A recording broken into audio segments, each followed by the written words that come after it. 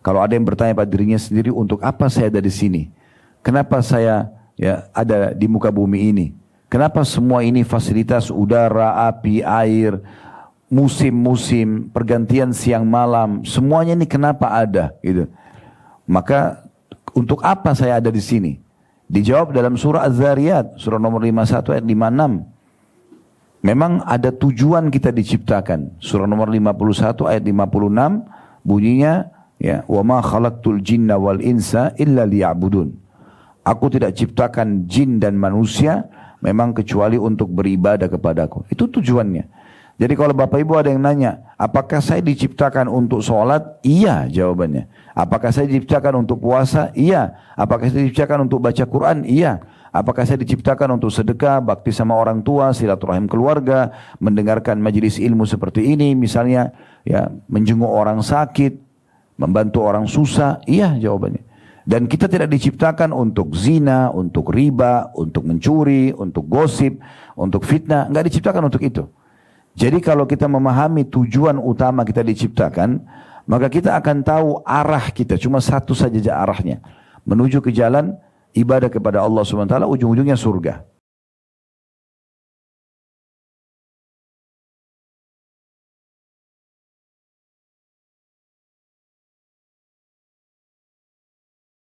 Assalamualaikum warahmatullahi wabarakatuh. Alhamdulillah wassalatu wassalamu ala rasulillah.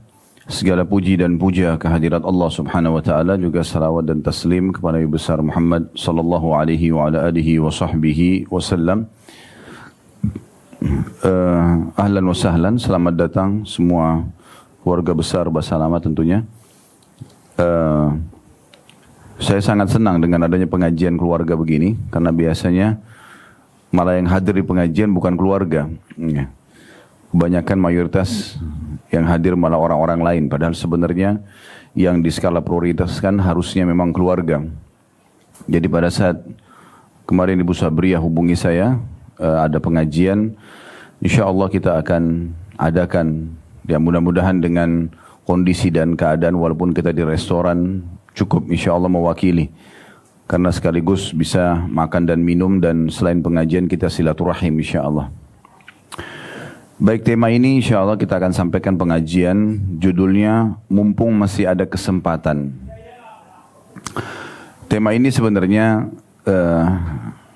sangat penting untuk direnungi, untuk kita semua, bagi Bapak Ibu yang sudah sepuh, bukan menggurui tentunya, tetapi saling mengingatkan. Karena memang dalam Al-Quran, Allah Subhanahu wa ta'ala mengingatkan, fadzakir fa inna dzikra tanfa'ul mu'minin. Saling memberikan peringatan, karena peringatan sangat bermanfaat bagi orang-orang beriman. Juga ada sabda Nabi SAW, ad-dinun nasihah. Agama ini semuanya isinya nasihat, saling mengingatkan satu sama yang lain. Dan beberapa sahabat, bahkan hampir mayoritasnya, itu kalau bertemu, mereka seringkali mengatakan satu sama yang lain, ta'al nu'minu sa'ah. Ayo kita duduk sejenak untuk menambah keimanan kita. Bahkan para sahabat itu walaupun hanya sebelum berpisah saling mengingatkan surah Al-Asr saja, itu mereka lakukan. Dengan membaca, pas ketemu kemudian mereka ingin berpisah, ketemu di pinggir jalan, ya, ketemu di sebuah tempat, ada momen, maka mereka membacakan wal asr, demi masa kalian hidup di dunia.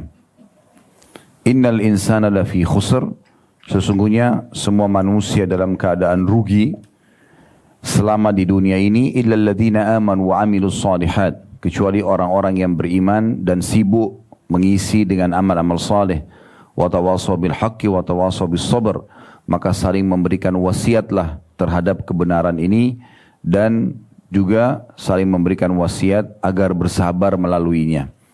Karena kehidupan dunia sebentar.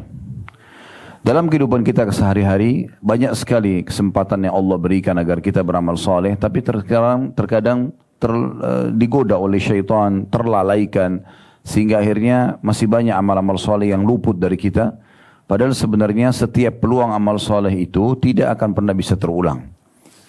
Kalau misalnya, contoh saja, tadi ada orang yang tidak sholat subuh, contoh, sebagai contoh saja. Kemudian dia ikut pengajian lalu dia baru sadar ternyata sholat subuh adalah sebuah kewajiban dan nanti Allah akan hisab hari kiamat. Maka di saat ini penyesalan dia tidak akan bermanfaat. Karena memang penyesalan terhadap amal soleh yang sengaja ditinggal. Beda orang telat sholat subuh karena ketiduran sehingga dia bisa mengerjakan pada saat dia bangun atau dia lupa. Boleh dia kerjakan pada saat dia ingat, tapi kalau orang sengaja meninggalkan sholat dan sudah keluar waktunya, dia nggak boleh kerjakan lagi. Maka akan tercatat di buku amalnya tidak sholat subuh sampai hari kiamat. Dia nggak mungkin bisa perbaiki. Oleh karena itu kita harus betul-betul jeli masing-masing untuk mengisi setiap lembaran buku amal kita setiap harinya dengan amal-amal soleh. Karena nanti akan ada penyesalan. Dalam sebuah hadis diriwayatkan Tabarani, Nabi SAW bersabda, ahli surga pun pada saat mereka masuk ke dalam surga, itu ada di antara mereka yang menyesali waktu-waktu mereka selama di dunia yang luput dari amal saleh. Padahal mereka sudah masuk surga, tapi mereka masih menyesal. Kenapa dulu masih ada sholat tidak dikerjakan di awal waktu? Padahal sebenarnya awal waktu lebih afdal daripada waktu yang kedua, waktu yang ketiga, sampai menjelang sholat yang setelahnya misalnya. Maka dia akan menyesal itu. Atau ada kesempatan untuk puasa sunnah misalnya Senin Kamis selain Ramadan, tapi dia luput. Mungkin ada kesempatan membaca Al-Quran tapi luput dari dia. Mungkin zikir pagi petang tapi luput dari dia. Mungkin silaturahim keluarga, mungkin sedekah dari kerabat yang minta bantuan, atau orang-orang susah yang minta bantuan tapi ditolak. Maka semua ini akan mendatangkan penyesalan-penyesalan. Kenapa dulu saya tidak lakukan? Ya. Nanti coba kita tadabburi ayat-ayat Al-Quran supaya kita tahu langsung pesan dari Allah Subhanahu Wa Taala berhubungan dengan tema kita, mumpung masih ada kesempatan. Saya mengajak Bapak Ibu untuk buka kalau ada aplikasi Al-Qurannya ya di HP masing-masing mungkin supaya lebih mudah. Surah Al-Mu'minun, surah nomor 23 dalam Al-Quran, ayat 99, mulai dari ayat 99. Surah Al-Mu'minun, surah nomor 23, mulai ayat 99. Di sini Allah Subhanahu wa taala menggambarkan tentang bagaimana kondisi bagi orang-orang kafir, orang-orang yang banyak meninggalkan amal saleh, mereka menyesal. Saya akan bacakan mulai dari ayat 99-nya, dan ayat ini tidak asing, turun lebih dari 1400 tahun yang lalu dan akan terus dibaca oleh orang-orang beriman sampai menjelang hari kiamat nanti. Ayat 99-nya, a'udzubillahi minasyaitonirrajim, hatta idza jaa ahadahumul maut qala rabbirji'un. Demikianlah keadaan orang-orang kafir itu, maksud dalamnya orang-orang yang lalai, banyak melalaikan amal-amal saleh, terus terjerumus dalam dosa, tidak taubat. Hingga apabila datang kematian kepada seseorang dari mereka, pada saat dia sudah lihat malaikat maut, hanya antara dia sama malaikat maut tersebut dengan Tuhannya Allah Subhanahu Wa Taala, dia baru berkata, ya Tuhanku, kembalikanlah aku ke dunia. Allah Subhanahu Wa Taala memberikan kita bocoran, ya, memberikan kita informasi. Yang informasi ini agar kita jadikan sebagai renungan. Fungsi Al-Quran menginformasikan tentang sesuatu yang sebelumnya terjadi, umat-umat sebelum kita. Juga informasi tentang apa yang harus kita lakukan di saat kita hidup, syariat Allah, peraturan-peraturan Allah. Juga informasi yang akan datang, prosesi kematian, alam barzah, hisab hari kiamat, surga dan neraka. Nah ini adalah informasi dalam Al-Quran. Nah di sini Allah Subhanahu Wa Taala memberikan informasi kepada kita bahwasanya semua orang kafir tidak terkecuali pada saat mereka meninggal, atau orang yang banyak melalaikan amal-amal saleh, sibuk dengan dosa, tidak pernah taubat, mereka akan seperti ini keadaannya pada saat mati. Jadi maknanya jangan sampai kalian menjadi seperti orang-orang ini. Itu makna ayatnya. Ayat 100-nya, tadi ayat 99, pada saat mereka lihat malaikat maut, mereka berharap, ya Tuhanku kembalikanlah aku ke dunia. Kira-kira untuk apa mereka kembali ke dunia? Untuk kembali ke makanan favoritnya kan?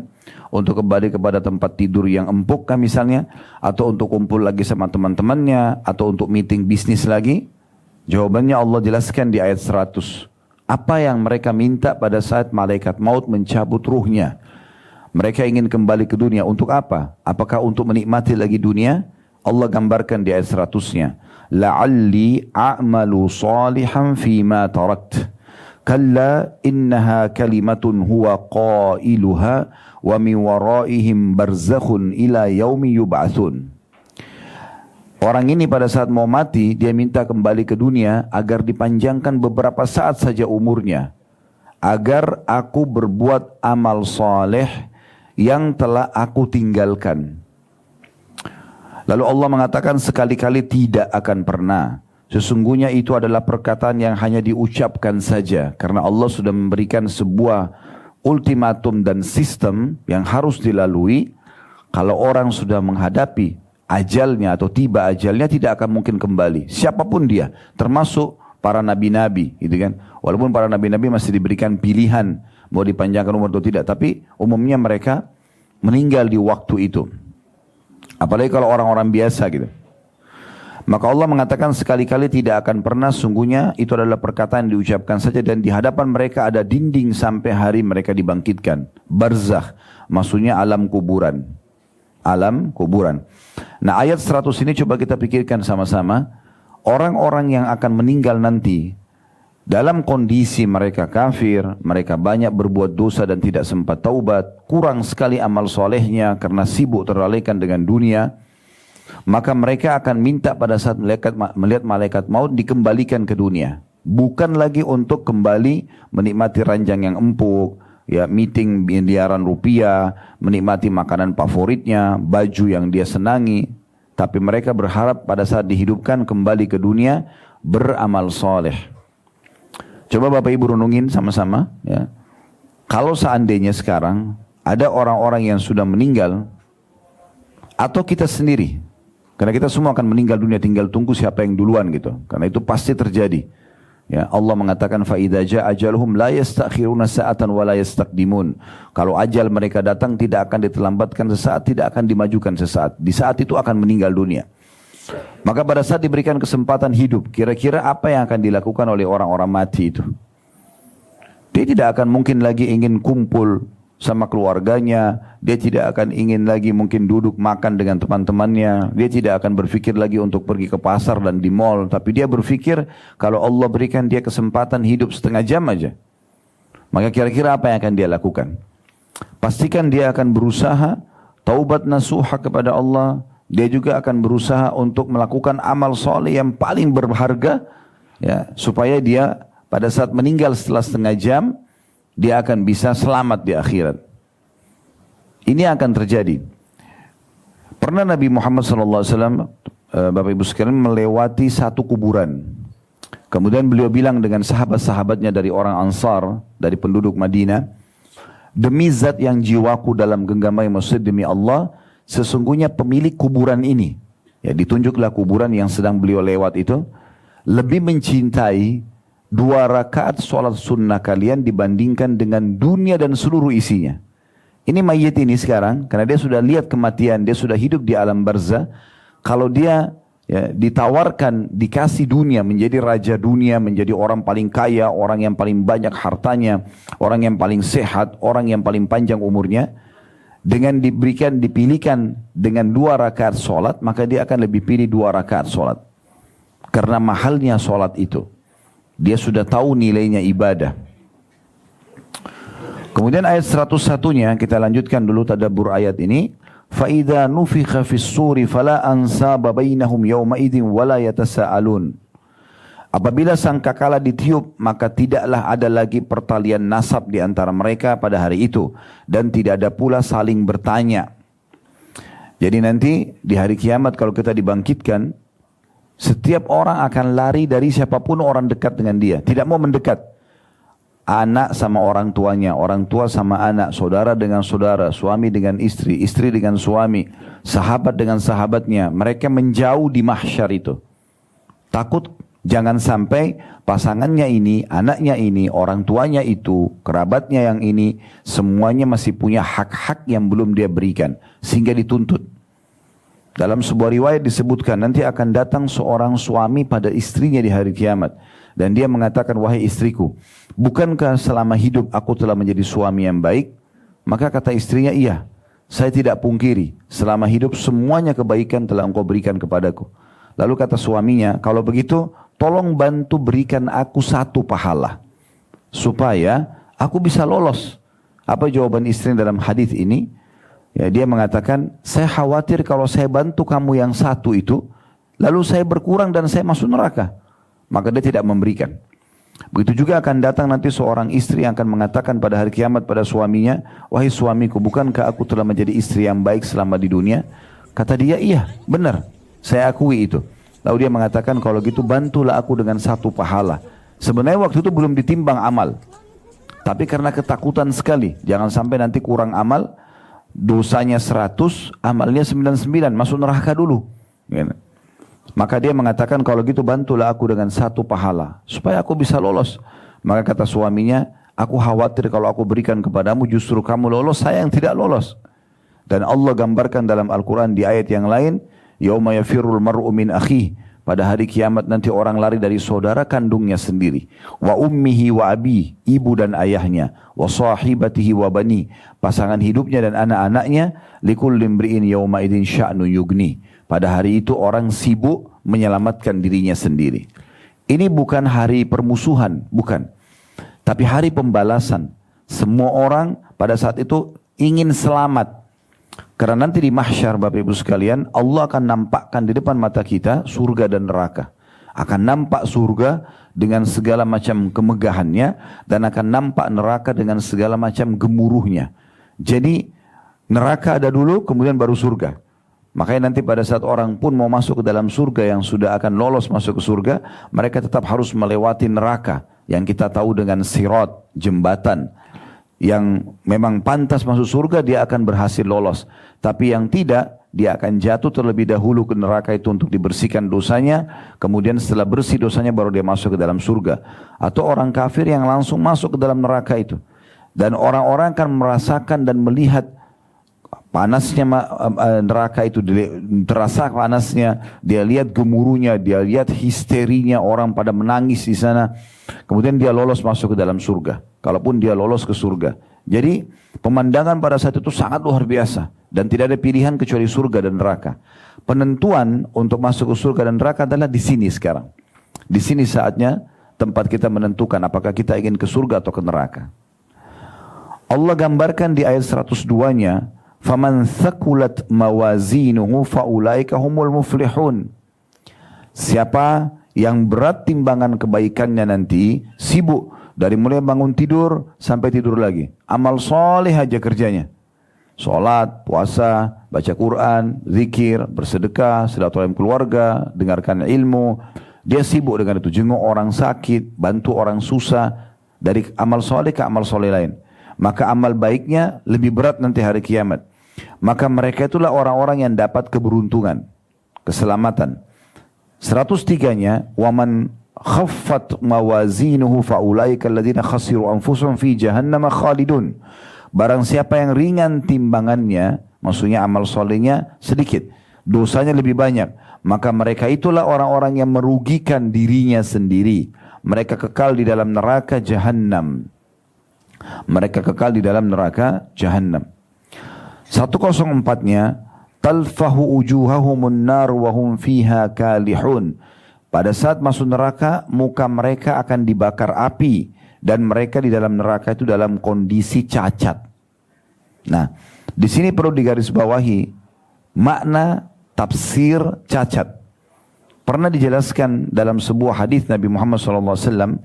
Beliau mengatakan ahli neraka itu saking panasnya neraka sampai membuat bibir atasnya meleleh, melebar, dan bisa dilipat sampai ke kepalanya. Sementara bibir bawahnya meleleh sampai ke pusar perutnya. Jadi saking panasnya. Juga makna lain adalah mereka nanti pada hari kiamat akan memanggil-manggil Malik. Malik ini penjaga neraka, malaikat bernama Malik.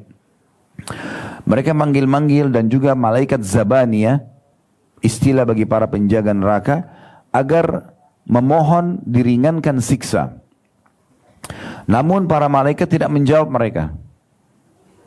Setelah sekian lama tidak dijawab, maka para malaikat tetap mengatakan kalian tidak akan mungkin bisa selamat dari api ini.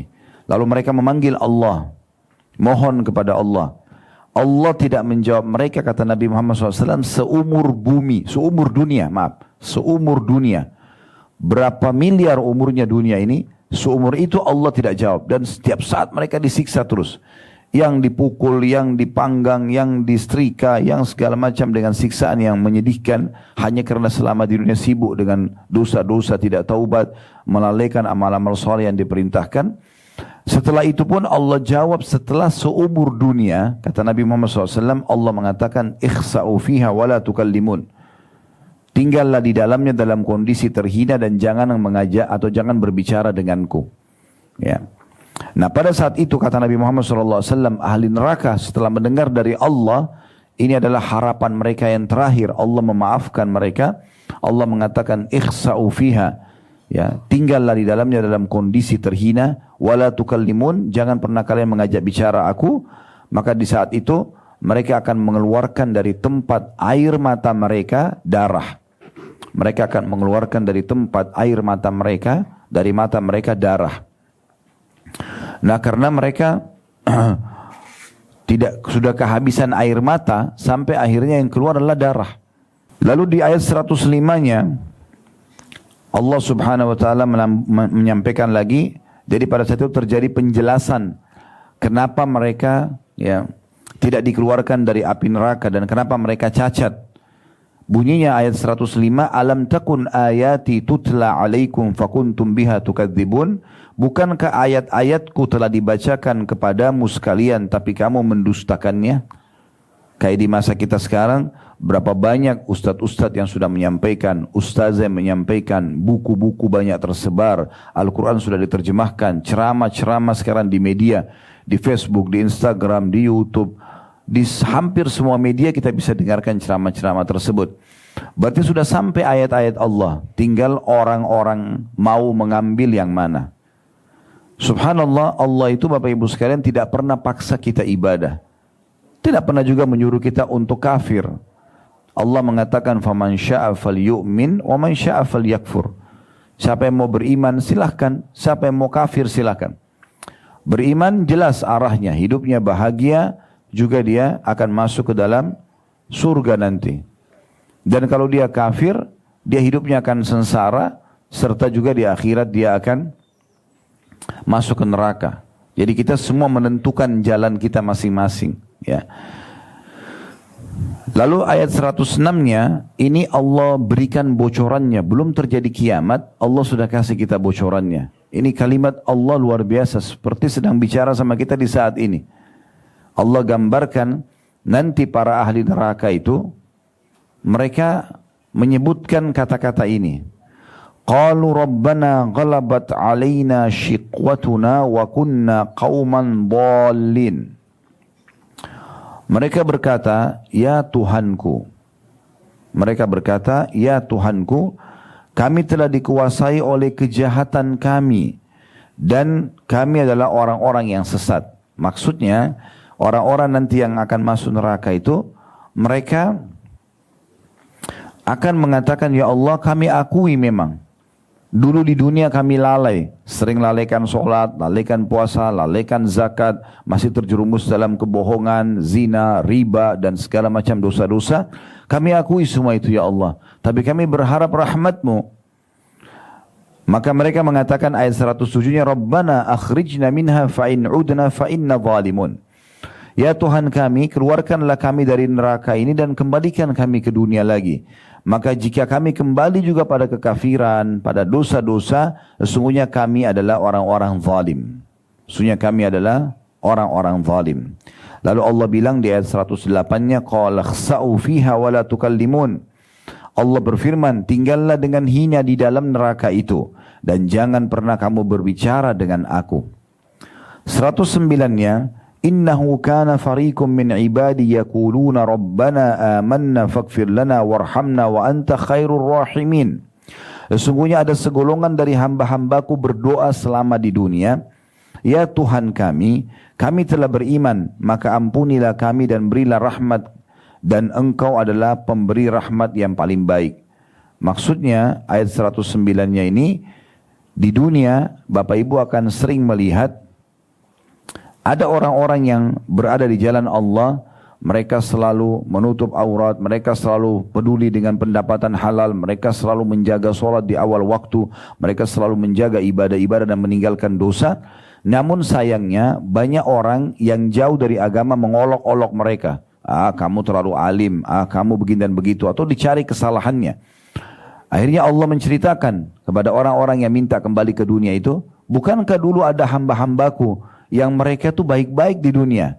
Ayat 110-nya Allah bilang, "Fattakhadtumuhum sikhriyan hatta ansaukum dzikri wa kuntum minhum tadhakun." Lalu kamu menjadikan mereka bahan ejekan. Apa itu? Apa masalah agama? Sudahlah, enggak usah terlalu alim, enggak usah terlalu begini dan begitu. Kalian jadikan bahan ejekan sehingga kesibukan kamu itu mengejek mereka menjadikan kamu lupa mengingat aku, kata Allah, dan kamu selalu menertawakan mereka. 111-nya, inni jazaituhumul yawma bima sabaru annahum humul faizun. Sesungguhnya aku memberi balasan kepada mereka di hari ini karena kesabaran mereka. Sesungguhnya mereka itulah orang-orang yang menang. Orang-orang yang menang. Lalu Allah balik bertanya lagi kepada ahli neraka. Ini ayat demi ayat ya, Allah berbicara di sini. 112-nya, qala kam labithtum fil ardi adada sinin. Allah bertanya kepada ahli neraka, berapa tahun lamanya dulu kamu tinggal di dunia? Mungkin kan bagi kita kalau orang ada umurnya 70, 80, 100 tahun, anggaplah 150 tahun misalnya. Umurnya Allah kasih ratusan tahun. Maka mungkin di alam manusia dianggap itu sudah lama gitu. Allah menggambarkan nanti ahli neraka yang paling tua pun Allah ajak ngomong. Dulu di dunia berapa lama kamu hidup? Umur dia ratusan tahun. 113-nya mereka menjawab, qalu labithna yawman aw ba'da yawmin fas'alil 'adin. Mereka menjawab, kami tinggal di bumi sehari atau setengah hari saja. Maka tanyakanlah kepada orang-orang yang menghitung. Jadi mereka sudah tidak ingat di hari itu berapa ratus tahun pernah dia hidup. Tapi bagi mereka seperti baru sehari atau 2 hari. Ini bisa ditangkap secara rasional ya, secara akal sehat kita bisa tangkap. Misal Bapak Ibu pernah ketemu dengan seorang teman yang kebetulan masih hidup. Kemudian berbicara tentang nostalgia masa dulu, waktu masih di SD atau SMP, atau masih bujang, atau masih gadis, beberapa belas tahun, puluh tahun yang lalu. Pada saat kita sedang bercerita seperti kita baru kemarin terjadi. Terasa seperti itu, karena memang ceritanya hidup, kita sedang mencerita dan saling mengenang makanan yang pernah kita makan, pakaian yang pernah kita beli bersama, pernah duduk dan jalan bersama. Semua itu seperti baru kemarin. Ya, saya berapa kali ketemu sama teman-teman yang dulu SD bersama-sama, seperti baru kemarin terjadi. Ya, kita bercerita misalnya. Nah, itu memang terjadi. Seperti itulah orang di akhirat nanti. Semua kehidupan dunia ini dia akan kenang seperti hanya sangat pendek sekali dia lalui, gitu kan? Maka sebab itu beruntunglah orang yang sibuk mengisi dengan amal-amal saleh dan juga menjauhi dosa-dosa itu. Kemudian 114-nya Allah mengatakan, qala in labistum illa qalila law annakum kuntum ta'lamun. Allah berfirman, kamu tidak tinggal di bumi melainkan sebentar saja. Kalau seandainya kalian menyadari ini dari awal. Ya. Terakhir ayat 115 dalam surah ini tentunya yang kita tadabburi ya. Afa hasibtum annama khalaqnakum abathan wa annakum ilaina la turja'un. Lalu Allah mengatakan, apakah kamu mengira kami ciptakan kalian sia-sia? Lahir dari rahim ibu, kemudian mulai ada orang tua yang mengurus kita, sampai akhirnya orang tua meninggal, kita pun tumbuh besar, kita juga melalui kehidupan. Apakah kalian mengira semua itu aku ciptakan sia-sia? Dan kalian tidak akan dikembalikan kepadaku, kata Allah. Jadi sebagaimana kita lahir di muka bumi ini, kita pun akan dikembalikan kepada Allah subhanahu wa ta'ala. Dan ini poin yang harus kita garis bawahi. Tentu tidak asing bagi Bapak Ibu ya, tujuan utama kita hidup di muka bumi ini. Kalau ada yang bertanya pada dirinya sendiri, untuk apa saya ada di sini? Kenapa saya ya ada di muka bumi ini? Kenapa semua ini fasilitas udara, api, air, musim-musim, pergantian siang malam, semuanya ini kenapa ada? Gitu. Maka untuk apa saya ada di sini? Dijawab dalam surah Az-Zariyat, surah nomor 51 ayat 56. Memang ada tujuan kita diciptakan. Surah nomor 51 ayat 56 bunyinya, ya, wa ma khalaqtul jinna wal insa illa liya'budun. Aku tidak ciptakan jin dan manusia memang kecuali untuk beribadah kepadaku. Itu tujuannya. Jadi kalau Bapak Ibu ada yang nanya, apakah saya diciptakan untuk sholat? Iya jawabannya. Apakah saya diciptakan untuk puasa? Iya. Apakah saya diciptakan untuk baca Quran? Iya. Apakah saya diciptakan untuk sedekah, bakti sama orang tua, silaturahim keluarga, mendengarkan majelis ilmu seperti ini, misalnya, ya, menjenguk orang sakit, membantu orang susah? Iya jawabannya. Dan kita tidak diciptakan untuk zina, untuk riba, untuk mencuri, untuk gosip, untuk fitnah. Enggak diciptakan untuk itu. Jadi kalau kita memahami tujuan utama kita diciptakan, maka kita akan tahu arah kita. Cuma satu saja arahnya. Menuju ke jalan ibadah kepada Allah SWT, ujung-ujungnya surga. Gitu kan? Dan memang di muka bumi ini cuma ada dua jalan, Bapak Ibu sekalian. Kita harus tentukan. Jalan yang pertama jalan benar, jalan yang kedua jalan salah. Tidak ada jalan ketiga, cuma dua ini. Jalan yang benar adalah jalannya Allah, yang selalu kita imani Tuhan kita Allah. Ini jalan, ya. Jalan ini ujungnya surga. Juru bicaranya Allah yang menyampaikan apa yang Allah inginkan para nabi-nabi dan rasul. Para nabi-nabi dan rasul. Penyambung lidahnya nabi dan rasul, para ulama, para dai, itu penyambung lidahnya. Kalau Bapak Ibu bergaul sama mereka, para dai, para ustadz, ustadzah, ya, penyambung lidah para nabi, maka akan dipandu ke jalan Allah. Ini boleh Bu, ini boleh Pak, ini halal, ini haram, ya, ini kerjakan, ini jangan dikerjakan. Misalnya, ada masalah apapun selalu dikembalikan ke agama Allah. Nah inilah jalan yang benar, nggak ada jalan lain. Jalan yang kedua sesat, jalannya iblis. Iblis golongan jin yang sangat jahat karena selalu saja ingin menyesatkan manusia dari jalan Allah. Ingin supaya manusia berbuat dosa gitu. Iblis ini juru bicaranya adalah dukun, peramal, penyamun, penyihir, dan para ahli maksiat. Kita kalau ke mereka, maka akan dipandu ke jalan iblis, ujung-ujungnya neraka. Memang kita harus pilih ini, ya. Dan saran saya, ini cuma saran, semoga Allah mudahkan saya yang pertama mengamalkan, bukan cuma mengucapkan.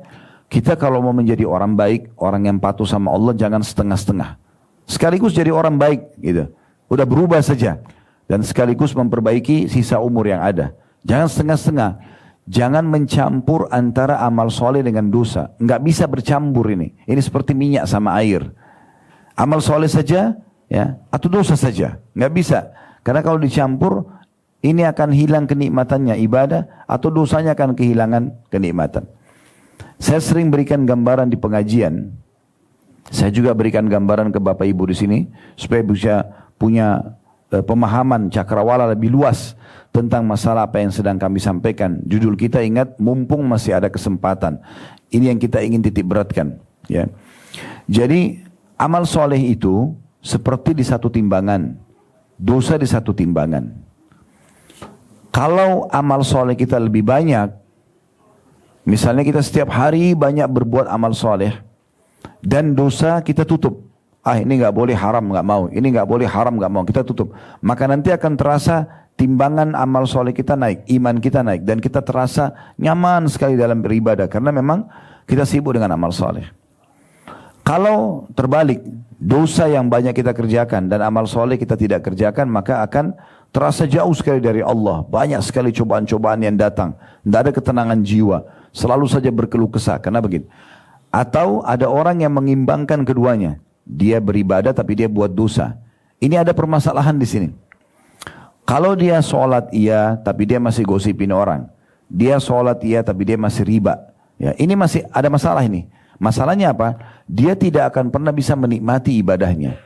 Biar dia berusaha baca dengan tenang dalam sholatnya, dia berusaha pakai baju sebersih apapun di tempat yang senyaman apapun, tidak bisa khusyuk. Kenapa? Karena masih ada dosa yang dia buka.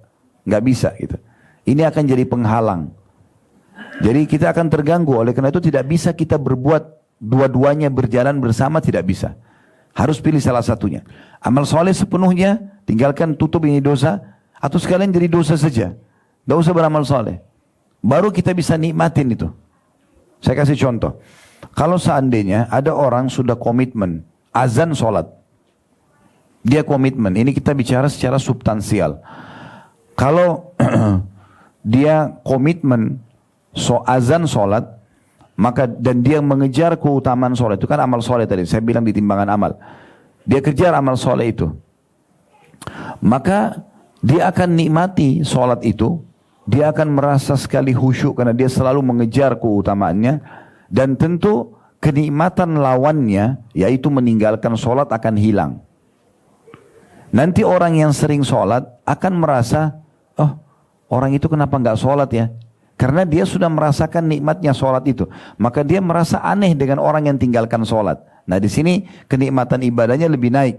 Karena dia tinggalkan yang lawannya gitu. Sebaliknya kalau ada orang tidak sholat. Dan dia menikmati itu. Azan, hayya ala shalah, hayya ala falah, ayo sholat, ayo menuju kepada kemenangan. Dianggap angin lalu. Nggak dipedulikan sama dia. Maka dia menikmati itu.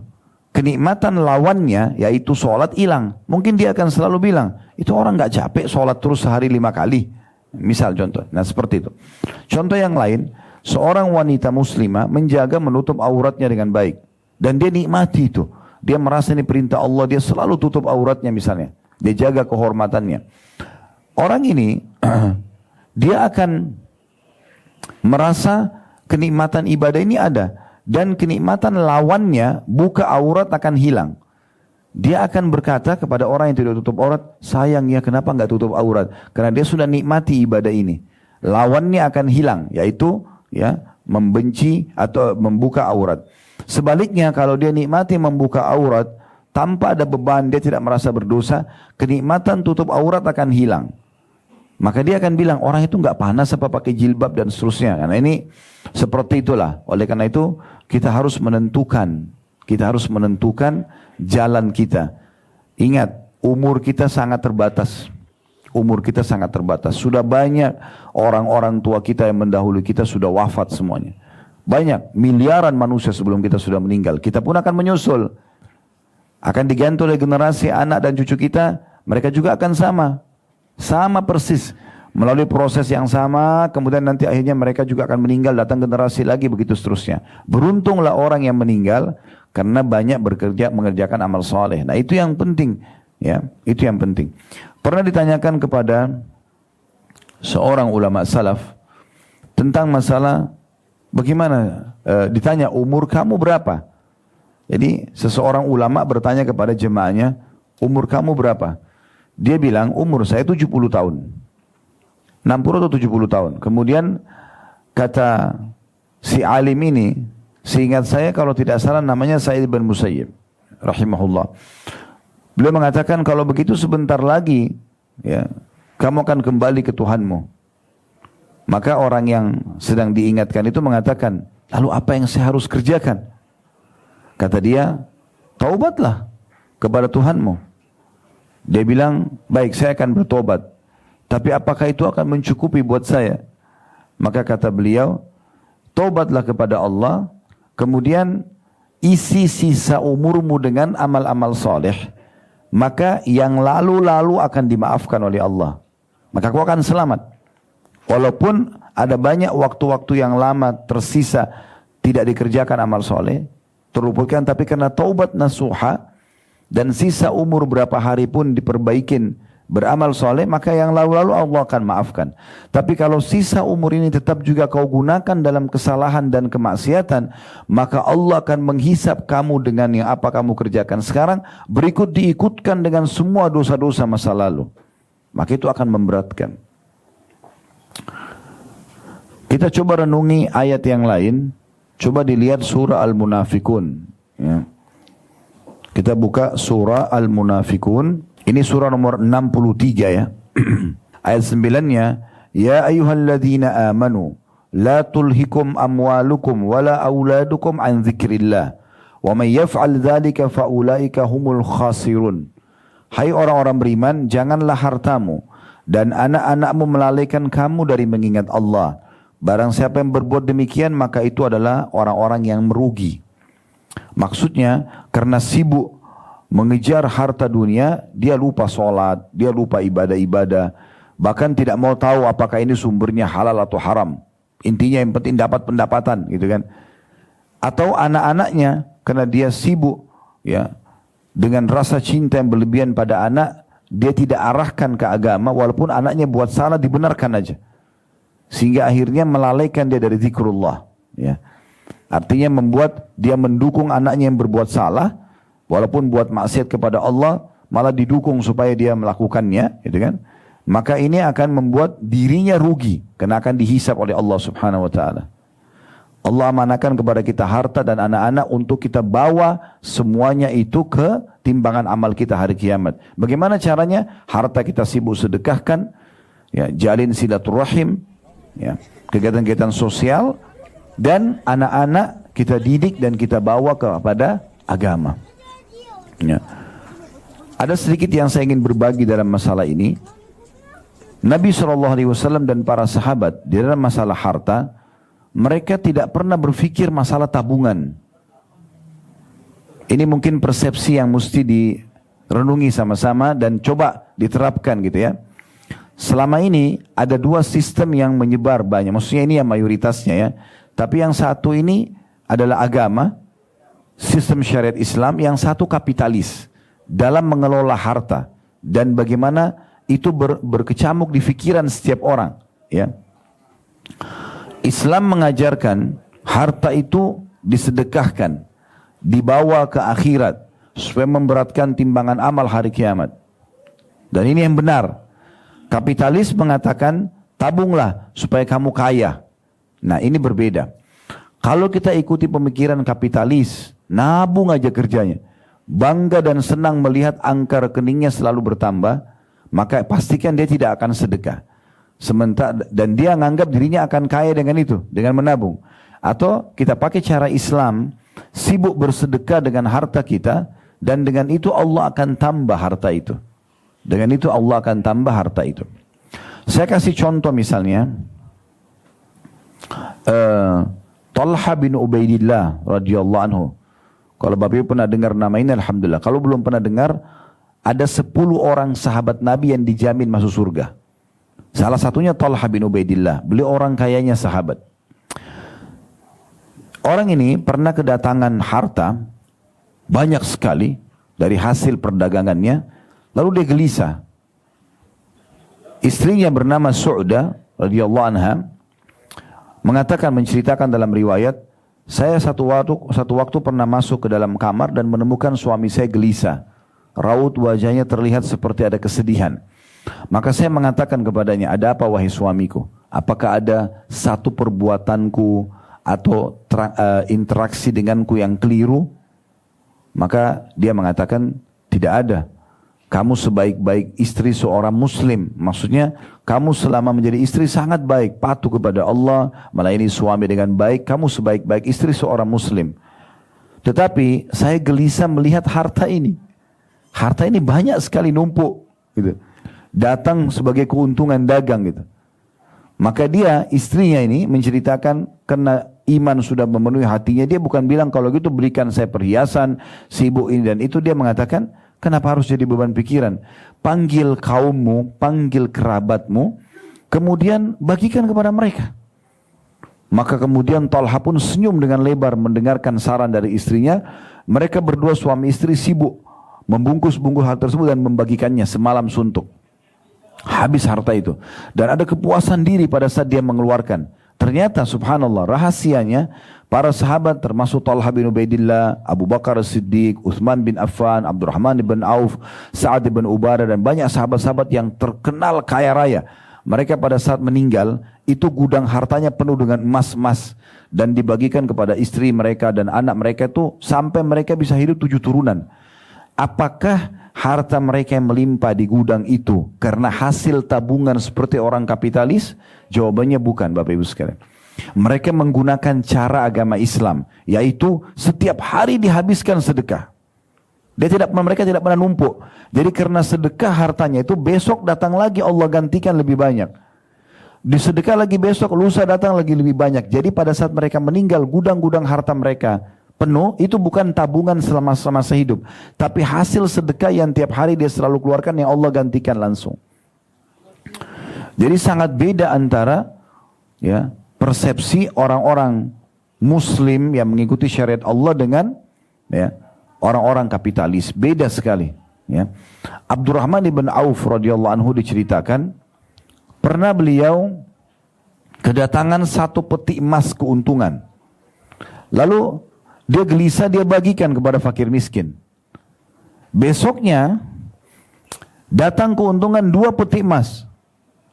Dia sedekahkan lagi. Hari ketiga datang 3 peti emas. Setiap kali dia mensedekahkan, makin besar jalan Allah, makin besar datang keuntungannya. Nah, ini perbedaan antara pola fikir dan persepsi orang-orang Muslim pada saat menjalankan syariat Allah dengan orang-orang kapitalis. Yang kita sayangkan pemikiran kita, sosoknya Muslim, tapi banyak terpengaruh dengan pikiran kapitalis. Umumnya, kalau kita memiliki harta untuk sedekah, ada 50.000 dengan 100.000, kita masih berikan yang 50.000. 100.000 sayang, kita berpikir untuk menabungnya, gitu kan? Padahal sebenarnya harta yang sedang kita keluarkan di jalan Allah itu justru yang kita sedang bawa ke timbangan amal kita. Seorang salafus saleh dulu, orang-orang saleh di zaman dulu dari tabi'in, mereka pernah ada yang mengumpulkan bingkisan-bingkisan hadiah, kemudian dia bagikan kepada orang-orang. Setelah orang-orang pergi, dia bilang begini, coba lihat sambil senyum lebar, coba lihat orang-orang yang membawa hadiah-hadiah dari saya itu. Mereka sedang membawa harta saya ke timbangan amal saya hari kiamat tanpa diupah sedikit pun. Secara kasat mata Bapak Ibu sekalian, orang miskin atau orang yang kita berikan hadiah sedang membawa harta kita dan dia menikmatinya secara kasat mata. Tapi sebenarnya bukan seperti itu. Nilai harta yang kita kasih ke dia 1 juta, 2 juta, 10 juta, baju, makanan, apa saja, itu sebenarnya dia nikmati di dunia, tapi itu sedang dibawa ke timbangan amal kita yang akan kita terima dan panen pahalanya hari kiamat. Nah, ini persepsi yang harus kita ubah. Jadi sekali lagi, para sahabat, mereka di dunia kehidupannya terpenuhi, selalu terpenuhi, tidak pernah habis hartanya, dan pada saat meninggalkan warisan banyak, bukan karena menabungnya, tapi karena rutinitas mereka bersedekah. Makin banyak dikeluarkan jalan Allah, makin banyak rezekinya datang. Nah, itu yang terjadi, dan itu teori syariat yang sudah dipraktikkan oleh orang-orang sebelum kita. Sementara kapitalis berbeda, mereka selalu menabung saja, dan akhirnya begitu-begitu saja, walaupun bertambah hartanya, tapi sebenarnya dia tidak menikmatinya. Akhirnya pada saat dia meninggal, hanya ahli waris saja, dia sendiri juga tidak menikmati. Nah, ini persepsi yang harus diperbaiki. Kenapa saya bicara tentang sedekah ini? Karena ayat yang sedang kita bahas berhubungan dengan masalah itu. Surah Al-Munafikun ini ya. Tadi kita sudah bacakan ayat 9-nya. Hai orang-orang beriman, jangan sampai hartamu dan anak-anakmu melalaikan kamu dari mengingat Allah. Maksudnya membuat kamu jadi jauh dari agama Allah. Karena barang siapa yang buat itu, dia termasuk orang-orang rugi. Nah, perhatikan di ayat 10 Allah bicara masalah infak ini, masalah sedekah ini. Wa anfiqu mimma razaqnakum min qabli an ya'tiya ahadakumul mautu fayaqula rabbi laula akhartani ila ajalin qarib fa as-saddaqa wa akum minas salihin. Dan belanjakanlah sebagian dari apa yang telah kami berikan kepadamu sebelum datang kematian kepada salah seorang dari kamu. Kemudian dia berkata, pada saat dia sudah lihat malaikat maut, baru dia bilang, ya Rabbku, mengapa engkau tidak menangguhkan kematianku? Untuk apa orang yang mau mati ini minta supaya diterlambatkan 1 jam, 2 jam umurnya, supaya jangan mati dulu? Apakah untuk kembali ke makanan favorit seperti tadi saya bilang, atau untuk kumpul-kumpul lagi sama teman-temannya, atau beli baju kesukaannya? Enggak. Di sini dikatakan, ya Rabbku, mengapa engkau tidak menangguhkan kematianku sampai waktu yang dekat yang menyebabkan aku dapat bersedekah dan aku termasuk orang-orang saleh. Jadi orang yang sudah mau mati itu berharap diterlambatkan beberapa saat umurnya supaya dia transfer semua uangnya untuk sedekah. Karena dia akan menyesal gitu. Lalu Allah mengatakan di ayat 11-nya, "Walan yuakhirallahu nafsan idza jaa ajaluha wallahu khabirum bima ta'malun." Tapi ketahuilah Allah sekali-kali tidak akan menangguhkan kematian seseorang apabila telah datang waktu kematiannya, dan Allah Maha mengenal apa yang kamu kerjakan, atau Allah Maha mengetahui apa yang kamu kerjakan. Saya tambahkan dalam poin ini, kalau pernah dengar nama ini alhamdulillah, kalau belum maka perlu diketahui namanya Sa'ad ibn Ubadah radhiyallahu anhu. Ini sahabat Nabi, mulia, pimpinan orang-orang Ansar. Orang ini terkenal sangat kaya raya. Hampir setengah perkebunan kurma di Madinah itu milik beliau. Orang yang luar biasa kekayaannya. Di Saudi sekarang, ya, itu kalau orang masih punya mungkin perusahaan, mobil mewah, masih dianggap belum orang kaya. Tapi kalau orang punya kebun kurma, itu dianggap orang kaya. Karena kebun kurma itu pohonnya mirip seperti kelapa, umurnya panjang, hasilnya banyak. Tapi kurma ini lebih menghasilkan daripada kelapa, karena buahnya itu dikonsumsi oleh orang-orang. Bahkan bagian daripada syariat kalau kita buka puasa dan sahur dengan kurma. Kata Nabi SAW, sebaik-baik makanan seseorang pada saat buka puasa kurma, sebaik-baik makanan seseorang pada saat sahur adalah kurma gitu. Jadi suruh konsumsi gitu kan. Dan Dr. Abdul Daim, ada seorang dokter dari Mesir, beliau mengadakan penelitian dan beliau sampaikan hasilnya di channel YouTube-nya. Saya biasa ikutin karena beliau mempertemukan antara teknologi dan ilmu kedokteran dengan wahyu Allah dan hadis-hadis Nabi SAW, ayat Al-Quran, hadis Nabi gitu ya. Beliau mengatakan ada survei menjelaskan kalau kurma itu satu butirnya akan memenuhi kebutuhan kalori seseorang manusia itu 7%. Kalau kita konsumsi satu butir, berarti sunnah Nabi memakan 7 butir kurma ajwa di pagi hari, ya, itu berarti sudah 42 atau 43% kebutuhan dia sehari sudah terpenuhi. Jadi banyak sekali manfaat-manfaat yang bisa didapatkan gitu kan daripada kurma itu sendiri ya.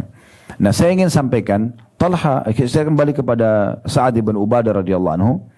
Beliau ini punya kebun kurma dan selalu hasilnya selain ada yang dijual kemudian dibagilah, ada sepertiga dipakai untuk kebutuhan dia ya, undangan keluarganya, sisanya 2/3 selalu disedekahkan. Sampai ada gudang hartanya, dia bilang sama anaknya bernama Qais radhiyallahu anhu majma', ini sahabat Nabi, dia bilang, "Hai Qais, ini gudang harta ayah, habiskan dengan sedekah." Jadi tiap hari si ayah sama anak, karena waktu itu masih belum ada mikrofon pengeras suara, belum ada media kayak kita sekarang. Jadi mereka naik ke atas rumah lalu teriak-teriak, "Wahai muslimin, wahai penduduk Madinah, siapa yang butuh bantuan datanglah. Yang butuh gandum, yang butuh madu, yang butuh keju, yang butuh tepung, ya silakan ambil, datang. Yang butuh uang." Orang pada antri semua depan rumahnya, dibagi-bagiin. Sampai gudang itu habis. Habis nih.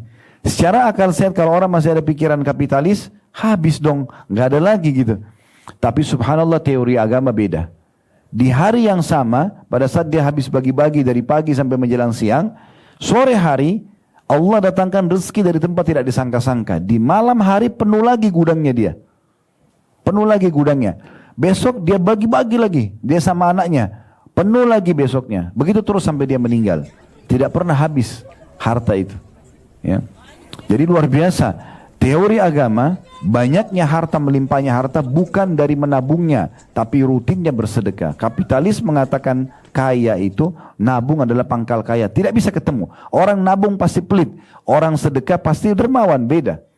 Ya. Makanya saya sering saran saya, kita ada satu pola. Saya juga waktu kecil biasa begitu dulu ya, diberikan celengan, waktu masih kecil dikasih celengan untuk nabung. Ternyata setelah saya dewasa, saya coba pelajari satu demi satu pendapat-pendapat teori-teori agama ini ya. Maka saya temukan ada yang salah di sini nih. Karena saya juga coba pernah praktikin kasih ke anak-anak yang Allah amanahkan kepada saya. Kasih celengan, maka ternyata apa yang saya sedang adakan survei itu betul terjadi. Kalau kita berikan celengan kepada anak kita, maka kita sedang menanamkan sifat bakhil, pelit pada mereka. Sekarang kita punya anak dua, si A sama si B. Kasih celengan dua-duanya. Ini nak ya, kita kasih uang misalnya, anggaplah 1.000 rupiah atau 10.000 masing-masing kita kasih. Lalu mereka nabung. Di saat itu kita tidak sadar sedang menanamkan sifat bakhil pada mereka. Kenapa? Karena si kakak kalau menyentuh celengan adik, adik akan marah. Adik kalau sentuh celengan kakak akan marah. Ya. Sementara bukan ini ajaran Islam. Ajaran Islam adalah ini ya, ibu kasih atau ayah kasih kepada kakak, kakak berbagi sama adik. Adik dikasih berbagi sama kakak. Saling memberi. Kalau dengan ini terbalik, gitu kan? Bahkan bukan cuma itu. Kalau kita orang tuanya pun memegang celengan itu, mungkin si anak akan marah dengan orang tuanya. Ini persepsi yang keliru ini. Islam sekali lagi mengajarkan kita sebelum menyesal, mumpung ada kesempatan, sebelum ajal datang, segera bersedekah. Karena salah satu yang disebutkan dalam surah Al-Munafikun, penyesalan orang pada saat meninggal, kenapa dia tidak bersedekah, ya, kenapa dia tidak segera memberikan hartanya di jalan Allah Subhanahu wa taala. Nah, ini poin yang juga perlu kami sampaikan dalam masalah ini. Banyak orang yang lalai dari ibadah-ibadah yang sedang Allah perintahkan kepada dia semasa dia hidup, dan dia tidak menyadari kalau ini perbuatan yang salah, ya. Dan setiap saat Allah bisa datangkan hukuman kepada dia. Tapi yang banyak orang tidak sadar. Kita kembali lagi kepada ayat-ayat Al-Quran. Coba kita lihat dalam surah Al-A'raf, surah nomor 7 dalam Al-Quran,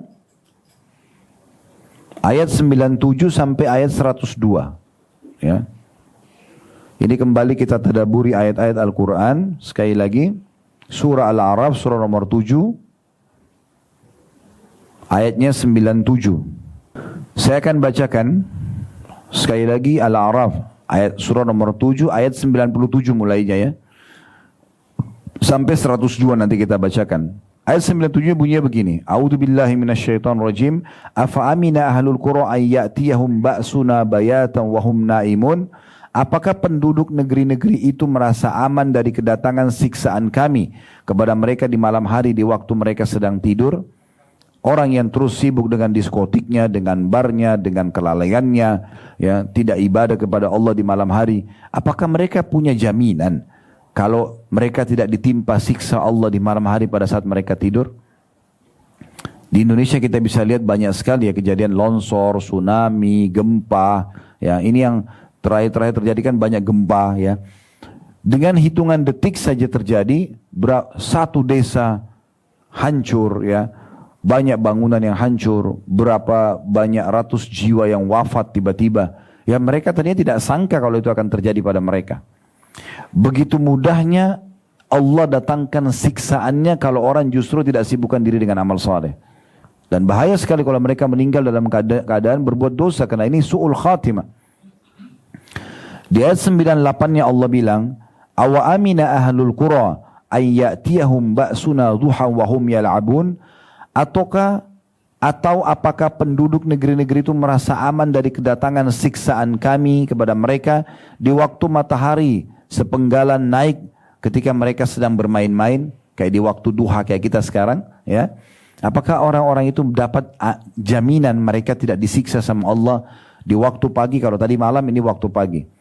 Ayat 99-nya, afa aminu makrallah fala ya'manu makrallah illal qaumul khasirun.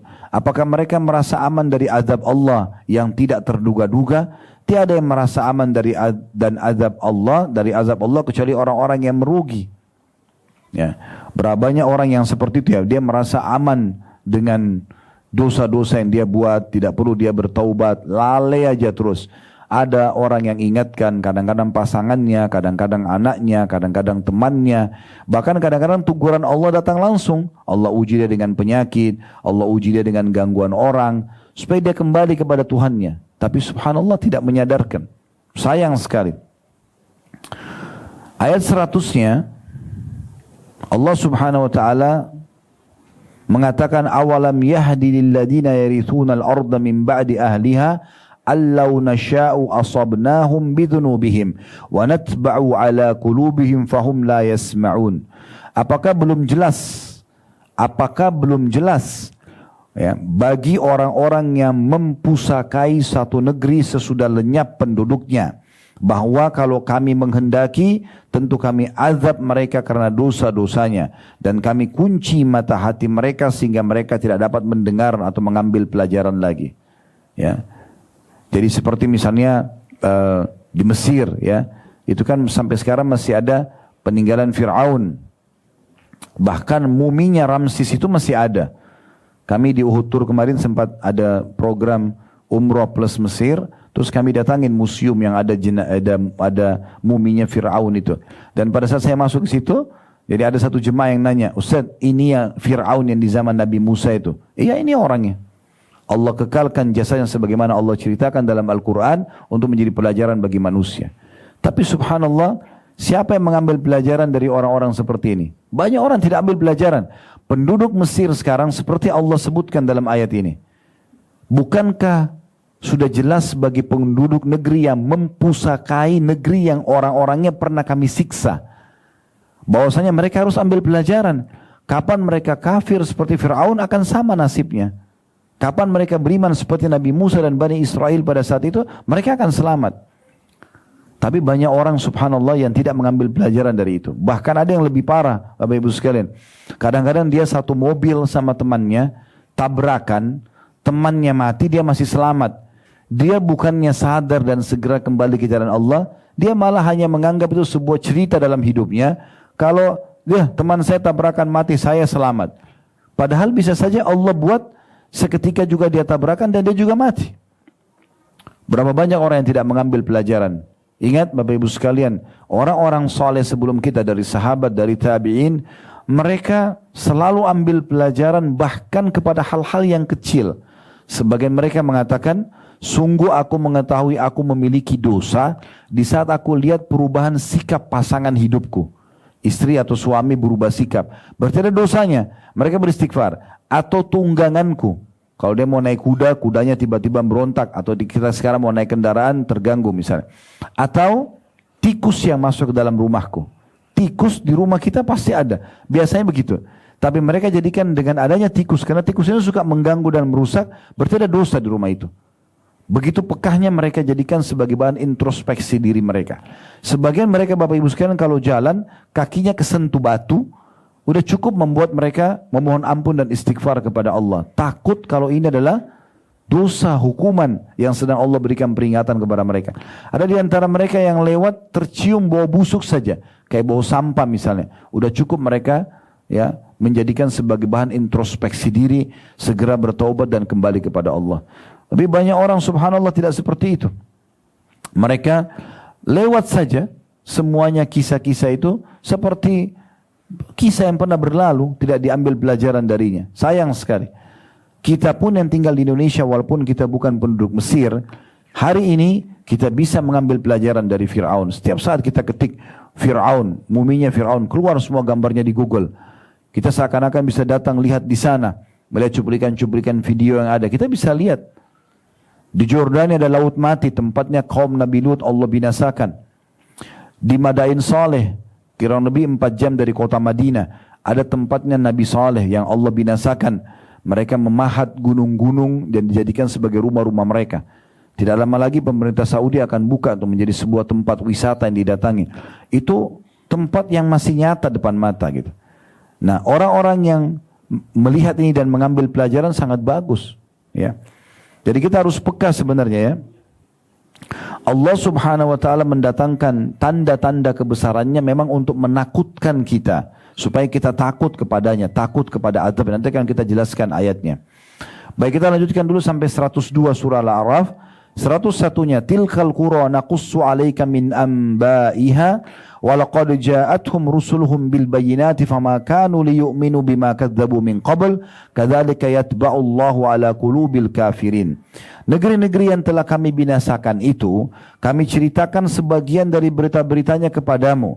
Dan sungguh telah datang kepada mereka rasul-rasul mereka dengan membawa bukti-bukti yang nyata, mukjizat. Maka mereka juga tidak beriman kepada apa yang dahulunya mereka telah mendustakannya. Demikianlah Allah mengunci hati atau mata hati orang-orang kafir. 102-nya, وَمَا وَجَدْنَا لِأَكْثَرِهِمْ مِنْ أَهَدٍ وَإِنْ وَجَدْنَا أَكْثَرُهُمْ لَفَاسِقِينَ. Dan kami tidak mendapati kebanyakan mereka memenuhi janji. Sesungguhnya kami mendapati kebanyakan mereka adalah orang-orang fasik. Maksudnya orang-orang yang telah dinasihati, oh iya terima kasih tapi nggak diamalkan. Mereka tidak tepati janji itu. Sebenarnya mereka sudah diberikan peringatan tapi mereka tidak mau ambil pelajaran. Coba kita lihat ayat yang lain. Mungkin Bapak Ibu sudah hafal ini ya, surah Al-Mulk ya. Banyak yang sudah sering baca Tabarakalladzi biyadil mulk ya. Tapi ada ayat 16 sama ayat 17-nya. Surah nomor 67 tentunya ya. Ayat 16 dan 17. Allah berfirman, A'udzubillahi minasyaitonirrajim. Aamintum man fis sama'i an yakhsifa bikumul arda fa idza hiya tamur? Apakah kamu merasa aman terhadap Allah atau dari Allah yang berkuasa di langit, bahwa D-nya besar, kata ganti Allah, dia akan menjungkir balikan bumi bersama kamu sehingga dengan tiba-tiba bumi itu tergoncang. Maksudnya, kenapa kamu terus lalai tidak mau ibadah, berbuat dosa, sementara jelas ada Allah di atas langit sana yang bisa setiap saat menjungkirkan kamu dengan bumi, gempa, longsor, kamu mati, selesai, maka akan menyesal. Di ayat 17-nya, am amintum man fis samai an yursila alaikum hasiba fasata'lamuna kaifa nadhir? Apakah kamu merasa aman terhadap Allah yang berkuasa di langit, bahwa dia akan mengirimkan badai yang berbatu, maka kelak kamu akan mengetahui bagaimana akibat mendustakan peringatanku itu. Jadi Allah sering datangkan peringatan-peringatan supaya kita ingat, sadar, gitu kan? Begitu juga Bapak Ibu sekalian bisa dilihat dalam surah Isra, surah nomor 17, ayat 59. Ya, saya banyak menyebutkan ayat-ayat Al-Quran karena memang ini adalah rujukan nomor satu umat Islam. Kita harus kembali kepada Al-Quran. Hanya Al-Quran yang bisa berbicara dengan hati manusia, karena ini wahyu dan dilengkapkan dengan hadis-hadis Nabi SAW. Perhatikan, guntur, petir, bencana-bencana alam, fenomena alam, penyakit di dalam diri kita, kegelisahan yang sering datang, gangguan orang lain, semua itu peringatan dari Allah supaya kita kembali kepadanya. Surah Isra, surah nomor 17 ayat 59 menyampaikan itu. Bunyinya, A'udzubillahi minasyaitonirrajim, wa ma nursilu bil ayati illa takhwifa. Dan kami tidak mengutus tanda-tanda ayat-ayat kami kecuali memang untuk menakut-nakuti. Memang supaya kita takut dan hanya kita kembali kepada Tuhan kita Allah. Nah, ini poin peringatannya. Juga dalam surah At-Taubah, surah nomor 9 ayat 126.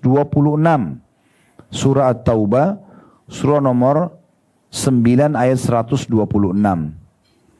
Allah mengatakan, awala yarawna annahum yuftanuna fi kulli amin marratan aw marrataini thumma la yatubuna wa la hum yadhakkarun. Tidakkah mereka melihat bagaimana kami menguji mereka dari tahun ke tahun yang lainnya, setahun atau 2 tahun. Tahun ini sakit, mungkin tahun depan sembuh, tapi kemudian Allah uji lagi dengan yang lain. Ujian-ujian yang datang ini itu untuk menjadi pelajaran. Kembali kepada Allah subhanahu wa ta'ala. Berarti ada sesuatu yang salah nih, yang harus kita segera introspeksi diri kembali kepada Allah.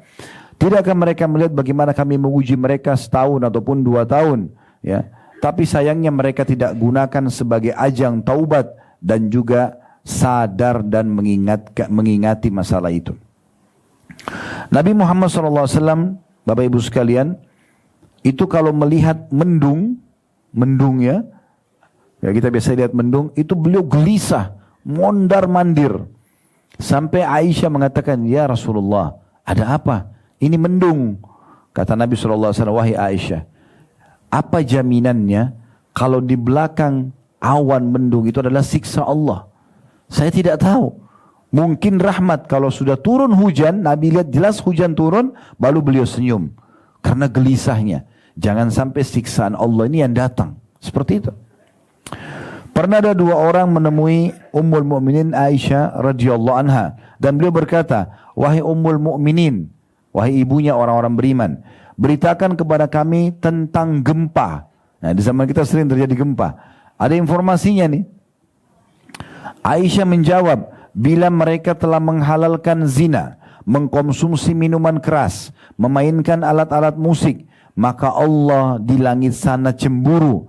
Kemudian berfirman kepada bumi, goncangkan dirimu. Kemudian jika mereka bertaubat dan meninggalkan pelanggaran mereka, maka akan kembali aman. Jika tidak, maka Allah akan hancurkan dan binasakan bumi tempat mereka hidup, dan mereka pun akan ikut binasa. Ya, jadi ini riwayat yang luar biasa gitu. Berapa kali kita selalu tahu gempa terjadi, sampai kepada kita informasinya, gitu kan? Tetapi kita tidak peduli dengan masalah gempa itu. Padahal sebenarnya sudah ada berita sampai dari istri Nabi Muhammad SAW, ya, Aisyah radhiyallahu anha, tentang masalah gempa. Beliau mengatakan pada saat dosa-dosa mulai disebarluaskan, dianggap biasa, ya, maka pada saat itulah Allah Subhanahu wa taala berfirman kepada bumi, goncangkan dirimu. Ya, sehingga akhirnya ya, memberikan peringatan, mungkin cuma berapa detik misalnya. Kalau mereka kembali kepada Allah, kembali aman. Tapi kalau mereka tetap berbuat dosa, maka Allah akan binasakan mereka bersama dengan bumi itu. Ini ditulis oleh Ibnu Qayyim rahimahullah dalam kitab Ad-Da' wad Dawa' di halaman 46. Ya. Kemudian juga At-Tabarani menyebutkan dalam tafsirnya bahwa gempa pernah terjadi di Kufah. Kufah salah satu kota di Irak, ya. Pada masa Abdullah bin Mas'ud radhiyallahu anhu, maka beliau berkata, Abdullah bin Mas'ud bilang, gempa terjadi, lalu beliau mengatakan, wahai manusia, sesungguhnya Allah menginginkan kalian segera taubat dan kembali kepadanya, maka segeralah kembali. Maksudnya kalau tidak, ini akan membinasakan nih. Segera kembali. Semua fenomena ini akan menjadi peringatan buat kita. Ibnul Jauzi menyebutkan, menukil bahwa Abdullah bin Zubair radhiyallahu anhu, sahabat Nabi, dia dan ayahnya sahabat, Abdullah sahabat, Zubair juga sahabat. Abdullah bin Zubair setiap kali mendengar suara guntur, hampir di musim hujan kita dengar guntur gitu kan. Tapi kita mungkin biasa saja, tutup kuping atau kita tidak hiraukan. Tapi beliau setiap kali dengar guntur, pasti beliau berkata, innahu wa'idun syadidun di ahlil ard. Sesungguhnya ini peringatan keras bagi penduduk bumi. Guntur itu terjadi sebagai peringatan keras. Bukankah suaranya menggelegar, menakutkan? Ini bukan main-main. Ya, kalau seandainya ada orang gebrak-gebrak pintu kita, kita sudah marah. Atau mungkin kita takut kalau dengar gebrakannya sangat besar gitu. Maka seperti itu kurang lebih gambarannya. Guntur yang begitu keras, lalu kita tidak sadari kalau itu adalah peringatan dari Allah, ini sangat aneh. Maka Abdullah bin Zubair mengatakan, hati-hati, ini peringatan yang sangat keras bagi penduduk bumi. Ali bin Abi Thalib, ini sebagai penutup bahasan kita. Jadi kita sudah jelaskan tadi tentang ayat-ayat penyesalan orang nanti pada saat meninggal kalau mereka banyak berdosa, mereka kafir, tidak sempat taubat. Kita juga sudah menyampaikan tentang banyaknya peringatan-peringatan Allah yang harusnya kita jadikan sebagai pelajaran buat kita. Gempa bumi, longsor. Tadi saya bilang secara hal yang kecil pun, misalnya di diri kita sendiri, penyakit, atau kita sedang jalan sama teman lalu tabrakan, dia mati, kita selamat. Ini semua peringatan dari Allah supaya kita kembali ke jalannya, berarti ada dosa yang kita lakukan. Kita juga sudah ingatkan baru saja bagaimana para sahabat, mereka peka sekali dan hati-hati mendengarkan suara guntur, melihat kilat, gempa-gempa, mereka langsung segera bertaubat dan mengajak orang sekitarnya bertaubat. Bahkan sering kali terjadi dalam rumah kita sendiri, permasalahan-permasalahan yang kita tidak sadari, ribut rumah tangga, anak nggak mau bakti, banyak hal, itu sebenarnya sebabnya dosa. Sebabnya adalah dosa. Apapun yang tidak nyaman buat kita, kuncinya dari dosa. Kapan kita segera kembali kepada Allah SWT, jadi baik semua. Tiba-tiba muamalah pasangan kita jadi baik, tiba-tiba anak kita mendapatkan hidayah, itu karena justru taubat kita dan kembali kepada Allah Subhanahu wa taala. Ini poin yang harus digarisbawahi. Makanya Ali radhiyallahu anhu berkata, yang aneh adalah orang binasa padahal keselamatan ada bersamanya. Dia sakit gak sembuh, dia selalu dalam kondisi susah hidupnya, selalu bermasalah dengan pasangan hidup dan anak-anaknya. Aneh dia binasa sementara ada solusi bersama dia. Maka orang-orang ya bisa kena gempa, banjir, penyakit kronis, kemiskinan, kesusahan hidup padahal keselamatan bersamanya. Maka orang-orang di sekitar Ali mengatakan, keselamatan apa yang Anda maksudkan? Bagaimana supaya penyakit kronis bisa sembuh? Bagaimana supaya orang yang utang bisa bayar? Bagaimana supaya pasangan hidup selalu baik, nggak marah-marah? Bagaimana supaya anak-anak menjadi anak-anak soleh dan soleh bakti? Apa keselamatan itu? Nggak diganggu sama orang. Anda kan tadi bilang, ada masalah-masalah tapi ada keselamatan bersamanya. Apa keselamatan itu? Jawabannya sederhana. Istighfar. Perbanyak istighfar, maka semua jadi baik. Karena sumber permasalahan kita adalah dosa. Ya. Jadi ini poin luar biasa. Qatadah rahimahullah berkata, sungguh Al-Quran telah menunjukkan kepada kalian penyakit dan sumber permasalahan hidup kalian. Berikut obatnya. Ada masalah tapi ada jalan keluarnya. Penyakit kalian adalah dosa-dosa dan obatnya adalah istighfar. Kembali kepada Allah subhanahu wa ta'ala. Oleh karena itu Bapak Ibu sekalian, sebagai penutup ada buku yang sudah Allah mudahkan tersusun tentunya. Ini yang Allah amanahkan kepada kami, sudah kami bagikan. Judulnya Bergegas Taubat Sebelum Terlambat. Ini insya Allah bisa dibawa pulang nanti dan bisa dibaca. Dan mudah-mudahan ini akan menambah atau menyempurnakan materi yang sedang kita bahas. Kita sedang membahas sebenarnya judulnya, mumpung ada kesempatan, maksudnya sudah mendengarkan ceramah ini, oh iya ternyata kita harus beramal soleh ya, mulai sekarang perbanyak amal soleh. Oh ternyata kita harus tobat dari dosa ya, kita tobat dari dosa. Oh ternyata kita harus peka dari peringatan-peringatan Allah, kita harus peka dengan peringatan-peringatan Allah. Beruntung orang yang mendengar, kemudian mengamalkan. Tidak usah lihat siapa yang menyampaikan, tapi apa yang disampaikan. Kalau itu benar, maka terima. Peringatan Allah seringkali datang dari orang-orang kita tidak pernah tahu. Bahkan kadang-kadang dari anak kita sendiri. Saya pernah di rumah lagi tidur, subhanallah tertidur siang hari menjelang asar, anak saya masih kecil, 2 tahun, 3 tahun datang kepada saya, abati, sholat. Dia ngomong gitu. Subhanallah, saya tiba-tiba terbangun dan saya melihat bukan anak ini, tapi Allah sedang menyampaikan kepada saya pesan melalui lisan anak ini. Kita harus peka, nggak boleh nggak peka. Peka dalam mengerjakan kesempatan amal soleh. Allah sampaikan ke kuping kita, hayya ala sholah, hayya ala falah, itu supaya peka. Oh, disuruh sholat. Jangan diengahkan begitu saja.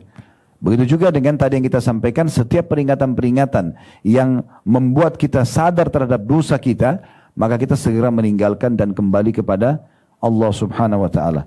Ini insyaAllah bahasannya. Kalau ada benar dari Allah, kalau ada salah dari saya, mohon dimaafkan. Subhanakallahumma bihamdika, asyhadu an la ilaha illa anta astaghfiruka wa atubu ilaik. Wassalamualaikum warahmatullahi wabarakatuh.